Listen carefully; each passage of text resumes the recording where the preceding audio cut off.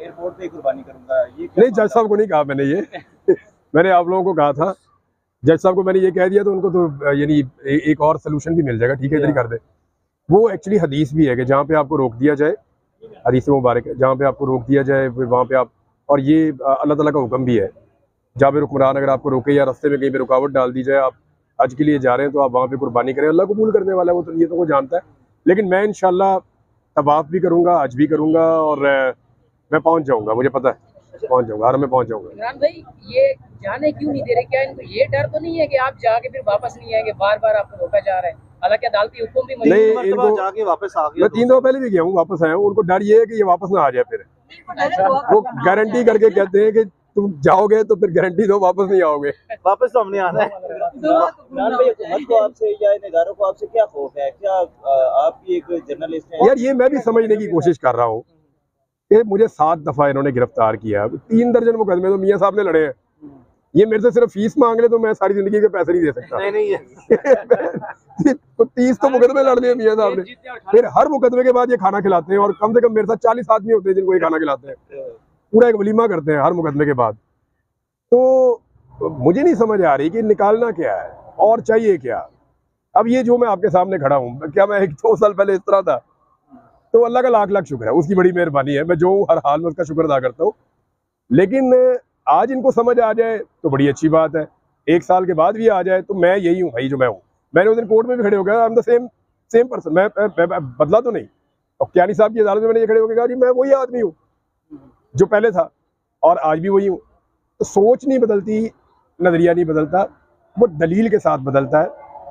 Argument आपको करने पड़ते हैं, कायल करना पड़ता है, आप उसको ताकत से नहीं बदल सकते। अच्छा इमरान भाई, अगर खुदा न खास्ता आपको नहीं जाने देते, ये ढीले पाने से आप नहीं, हम इंशाल्लाह जाएंगे। रेस्ट एश्योर जो है कि वो जाने पक्का रहा है, मैं जाऊंगा। आप मेरी बात सुने, मैं वहाँ जाऊंगा, वहाँ से जाके आप सबके लिए दुआ भी करूंगा। ना जाने देने वाली कोई बात नहीं है, कोई ऐसा कानूनी जवाब मौजूद नहीं है कि सैफर बनाने वालों के उनका हिसाब किया जाए। देखिए मामला ये है कि अब गेम उनके हाथ में है। देखिए साइफर का केस जिसने बनाया था उन्होंने बहुत बड़ी गलती की थी।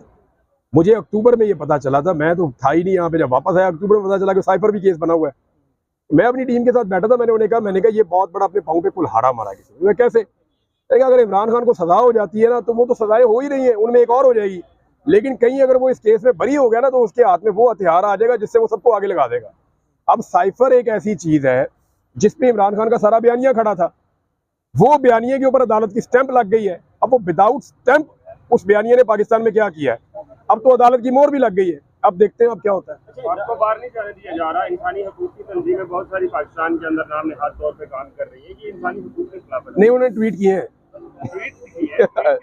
वो काफी है, मेरे ख्याल में गर्मी में ट्वीट ही करते बहुत है, उनकी मेहरबानी। अच्छा इमरान भाई, इमरान खान के लिए सबसे बड़ी रुकावट साइफर केस ही थी रिहाई के लिए, अब वो रुकावट अब इमरान खान अंदर है अपनी बीवी से शादी करने के जुर्म में।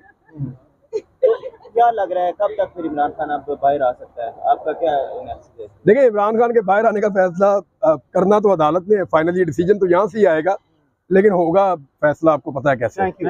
Thank you. का सिविलाइज्ड किस्म के इदारे होने का सबूत दिया जाए तो हम यकीन रखते हैं कि इंशाल्लाह बारिक व तआला मोहम्मद इमरान रियाज खान जो है वो हुकूमत वक्त, जो चाहे वो विफाकी हुकूमत है चाहे वो सूबाई हुकूमतें हैं, अब मोहम्मद इमरान रियाज खान को महज इस बुनियाद पे कि ये उनकी जो अवाम दुश्मन पॉलिसीज़ को, जो पब्लिक जो है वो अपना सेंटिमेंट्स को सामने रखते हुए जो उनकी रिप्रेजेंटेशन करते हैं या जो उनकी पॉलिसीज़ को, गवर्नमेंट की पॉलिसीज़ को क्रिटिसाइज करते हैं, ये अब जवाज़ नहीं बनाया जाएगा मोहम्मद इमरान रियाज खान को मज़ीद किसी जली झूठे मुकदमे, फैब्रिकेटेड, फ्रिविलेज और प्लांटेड किस्म की FIRs में मज़ीद उलझाने का या मज़ीद कोई जली और भोंडे किस्म के जो से हैं जवाज़ बनाने का कि इमरान को ट्रेवल करने से रोका जाए।